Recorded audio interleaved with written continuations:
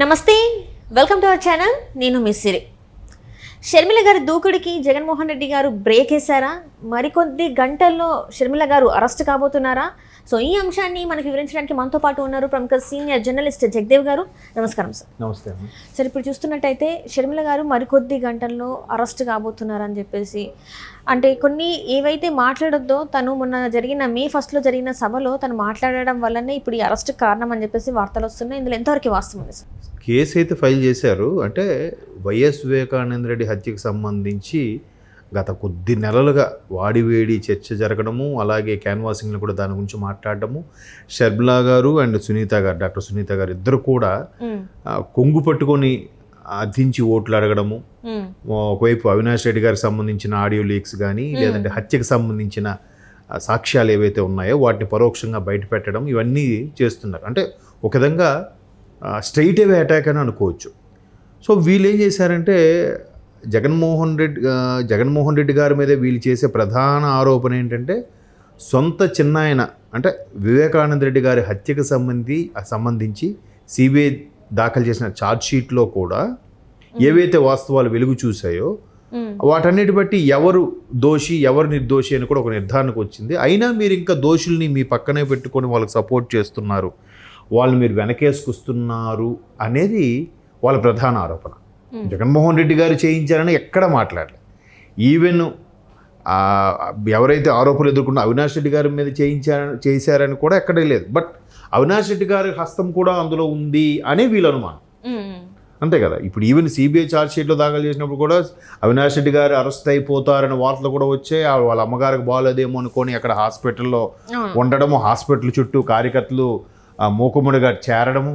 CBI అనేది first time, అంటే పత్రికలో వచ్చిన కథనాల ప్రకారం చెప్తున్నాను, సిబిఐ ఫస్ట్ టైము ఒక వ్యక్తిని అరెస్ట్ చేయడానికి వెళ్ళి వెనుదిరిగి వెళ్ళిపోవడం అనేది అది హాస్యాస్పదం అనుకోవాలా లేదంటే ఆశ్చర్యపరిచే చట్టంలో ఉండే లుసుగులు అనుకోవాలో తెలియట్లేదు. కానీ మొత్తానికి వెనుదిరిగి వెళ్ళిపోయి ఇంక అప్పటి నుంచి వీళ్ళు అటాక్ చేస్తూనే ఉన్నారు. అయితే ఏదైతే అటాక్ చేస్తున్నారో షర్మిలా గారు ఎప్పుడైతే పీసీసీ చీఫ్ అయ్యారో, కడప నుంచి పోటీ చేయడానికి సిద్ధపడ్డారో, ఆ తర్వాత సునీత గారు కొన్ని పెట్టడం, సౌభాగ్యమ్మ గారు ఒక లేఖ రాయడము, ఇవన్నీ కూడా వైసీపీ నాయకులకు కానీ ఎస్పెషల్లీ అవినాష్ రెడ్డి గారికి కానీ జగన్మోహన్ రెడ్డి గారికి కానీ ఒక రకమైన ఊపిరి బిగబట్టేలాంత సమస్యలా తయారయ్యేవి.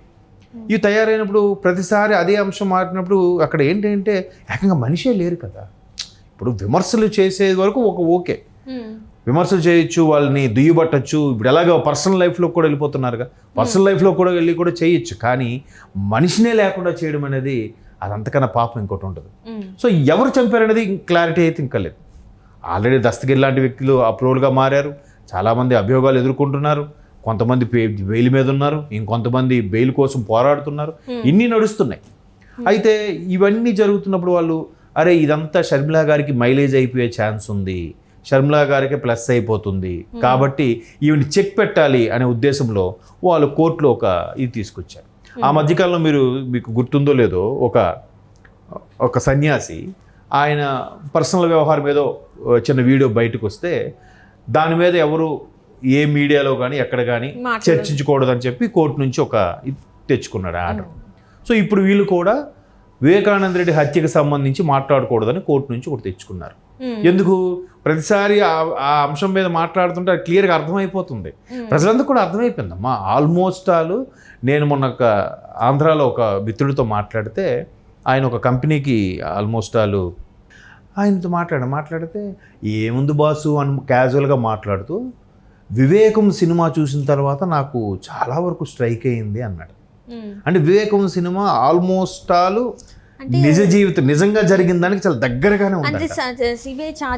దాని క్యాప్షన్ కూడా మీకు స్టార్టింగ్ టైటిల్స్ లోనే సిబిఐ ఛార్జ్ షీట్ దాఖలు చేసిన ఉన్న అంశాల ప్రకారమే based on that charge sheet అన్నట్టుగా తీశారు. సో అది చూసేవాడు అమ్మా ఎంత దారుణంగా చేశారా అన్నట్టుగా. అలా అంటే ఒక చదువుకున్నోడే అలా ఆలోచిస్తే సామాన్యులకి ఎంతవరకు రీచ్ అయి ఉంటుంది? అలా రీచ్ అయినప్పుడు షర్మిలా గారికి ఎంత యాడ్ ఆన్ అవుద్ది, ఎంత ప్లస్ అవుతుంది?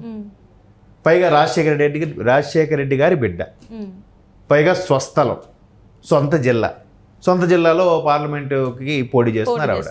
ఒకవైపు సునీత గారు కంప్లీట్ ఫేవర్గా ఉన్నారు. మీరు విజయం గారు ఫేవర్గా ఉంటూనే ఎక్కడ ఏమి స్టేట్మెంట్ ఇవ్వకుండా ఓటుకు కూడా ఏ ఇబ్బంది లేకుండా ఆవిడని అందరూ మళ్ళీ ప్రశ్నిస్తారని భయంతో, ఆ భయంతోనో లేదంటే ఈ రెండు కళ్ళల్లో ఏ కన్ను ముఖ్యం అంటే ఆవిడ ఏం చెప్పగలదు? బిడ్డ ముఖ్యమే, కొడుకు ముఖ్యమే. అందుకు సైలెంట్గా ఆవిడ యుఎస్ వెళ్ళిపోయారని కూడా వార్తల్లో మనం చూసాం. సో అంటే షర్మిలా గారికి అంత ఫేవర్గానే ఉంది. ఎందుకు? పైగా రాజశేఖర రెడ్డి గారి లాగా ఈవిడ పాత మిత్రులు, కాంగ్రెస్లో ఒకప్పుడు పనిచేసిన వాళ్ళు, కాంగ్రెస్ కోసం పనిచేసిన వాళ్ళు, రాజశేఖర రెడ్డి గారి కోసం పనిచేసిన వాళ్ళందరినీ కలుపుకుపోతుంది ఈవిడ. సో ఆవిడకి మైలేజ్ పెరుగుతుంది, ఆవిడకి ఇంప్రెషన్ వస్తుంది. అరే ఆడబిడ్డ ఇంతగా పైగా ఆవిడ ఎప్పుడు వ్యక్తిగతంగా వెళ్ళి విమర్శించట్లే, కేవలం ప్రభుత్వం మీద, ప్రభుత్వం యొక్క విధి విధానాల మీద, జగన్మోహన్ రెడ్డి యొక్క ప్రభుత్వం నుండి అవకతవకల మీద ప్రశ్నించారే తప్ప పర్సనల్గా వెళ్ళలేదు ఆవిడ. బట్ ఈవిడ విమర్శించే దీన్ని తట్టుకోలేక అతని యొక్క అనుచరులు పర్సనల్గా వెళ్ళిపోతున్నారు ఈవిడ మీదకి. ఈవిడ అనిల్ గారి మీదకి కానీ, ఈవిడ మీదకి కానీ, వీళ్ళ ఫ్యామిలీ మీదకి కానీ వెళ్ళిపోయి అసలు రాజశేఖర రెడ్డి గారి బిడ్డేనా అనే స్థాయిలో మాట్లాడుతున్నారు. అది చాలా తప్పు. అది అంటే ఆవిడ పుట్టుక మీదే సందేహపడేలాగా మాట్లాడడం అనేది చాలా తప్పు అంట. సో అట్లా కూడా ఆవిడ చెప్తున్నారు, అలాగ నన్ను చాలాసార్లు చేశారు, బట్ నేను దేనికి భయపడితే నేను రాజశేఖర రెడ్డి బిడ్డనే కాదని కూడా నిన్న ఒక ఛానల్కి ఇచ్చిన ఇంటర్వ్యూలో కూడా చెప్పారు ఆవిడ. సో ఇవన్నీ చూసుకుంటే కనుక షర్మిలా గారికి మైలేజ్ బాగా పెరుగుతుంది, వస్తుంది. కాబట్టి ఏదైతే కాంగ్రెస్ ఆంధ్రప్రదేశ్లో భూస్థాపితం అయిపోయింది, అసలు రాదు, ఇకపై కాంగ్రెస్ ఉండదు అనుకునే పరిస్థితి నుంచి ఈరోజు అంటే 100 కన్నా తక్కువ వచ్చాయి 2019లో. అటువంటి పరిస్థితి నుంచి ఈరోజు అమ్మాయ కాంగ్రెస్ పర్వాలేదు. అలాగే మొన్న రవిప్రకాష్ గారి సర్వే కూడా చూస్తే కాంగ్రెస్కి ఒక సీటు కూడా వచ్చే అవకాశం ఉందని అంటే బికాస్ ఆఫ్ షర్మిలా గారు అనుకోవచ్చా లేదా? ఆ క్రెడిట్ ఆడికి ఇవ్వచ్చా లేదా? ఇవ్వచ్చు. ఆవిడ అంతే కదా, ఎక్కడ కూడా ఈవెన్ చాలా మంది ఇప్పుడు కింద చూసుకొని చదువుతున్నారు కానీ ఆవిడ కింద చూడకుండా చదువుతున్నారు. ఎవరు అడ్డుకున్నా కాడు, తమ్ముడు నీ ప్రాబ్లం ఏంటి, మైక్ ఇవ్వండి అని మాట్లాడుతున్నారు. ఆవిడ వెళ్ళిపోయి ఎవరిని ప్రశ్నించేలా చేయకుండా చేసేసి ఏమడిగినా చెప్పలేక నలుగురిలోకి వెళ్ళాలి, చెప్పాలి, వాళ్ళు ఏదడిగినా ధీటుగా, చాకచక్యంగా, లౌక్యంగా మాట్లాడగలగాలి. అది ఉంది ఆవిడకి. ఇప్పుడు జగన్మోహన్ రెడ్డి గారు మొన్న ఒక సభ నిర్వహించారు, అందులో ప్రతిదీ కూడా చూసుకొని మాట్లాడినట్టు అనిపించింది కదా. అసలు తనకి ఏది కూడా తన ఓన్గా మాట్లాడినట్టు అనిపించలేదు. అది కూడా ఎత్తి మాట్లాడుతున్నారు కదా, అది కూడా ఒక విమర్శ ఉందండి. ఒకటి చూసి మాట్లాడొచ్చు, రెండోది ఏంటంటే ఆ పర్టికులర్ సెంటెన్స్లో వర్డ్ ఏంటనేది ఆ కాన్సెప్ట్, నెక్స్ట్ కాన్సెప్ట్ ఇది, ఈ కాన్సెప్ట్ దీని గురించి మాట్లాడాలని జస్ట్ హెడ్లైన్స్ లాగా రాసుకుంటారు. అలా కాకుండా మొత్తం మ్యాటర్ అంతా చూసి ఒక్కొక్కటి 3-5 సార్లు పలకడం వల్ల ఈ మ్యాటర్ అంతా చూసి బైహార్ట్ చేసి చదువుతున్నారు అన్నట్టుగానే అనిపిస్తుంది. సో ఆ విమర్శ ఎలాగూ ఉంది ఆయన మీద. సో ఈవిడ అలా కాదు, చాలా సొంతంగా చక్కగా మాట్లాడుతున్నారు, ప్రతీది కూడా ఎండగడుతున్నారు, ప్రతీది కూడా దుయ్యబడుతున్నారు. ఏది రాజకీయ పరంగా, రాజకీయ వ్యూహాల పరంగానే. సో ఎప్పుడైతే మైలేజ్ వస్తుందో ఇది వివేక గారి హత్య మాత్రం ఖచ్చితంగా షర్మిలా గారికి డెఫినెట్గా యాడ్ అవుద్దండి. ఇది అది వాళ్ళకి అర్థమైపోయింది కాబట్టే బహుశా కోర్టు నుంచి ఆ కేసు తెప్పించుకున్నారు. కాబట్టి ఇట్లా మాట్లాడినందుకు ఆల్రెడీ కేసు ఫైల్ చేశారు, బట్ అరెస్ట్ చేస్తారని అయితే నేనైతే అనుకోవట్లేదు. ఇంకా ఇప్పుడు మహా అయిపోయింది, ఇంక మహా అయితే 3 రోజులు ఉంది క్యాన్వాసింగ్. 3 రోజులు ఏం చేసినా ఇంక ఏం ప్రాబ్లం లేదు. ఇంకా ఆవిడకి చేస్తే సానుభూతి పెరిగిపోతుంది ఖచ్చితంగా, అంతే కదా. ఆవిడ మహిళగా ఉంటూ ఎంత చాకచక, అసలు ఆవిడ బయట ప్రపంచమే తెలియని ఆవిడకి ఈరోజు ఒక రాజకీయ నాయకుల్లా తయారు చేసింది ఎవరు? జగన్మోహన్ రెడ్డి గారే కదా.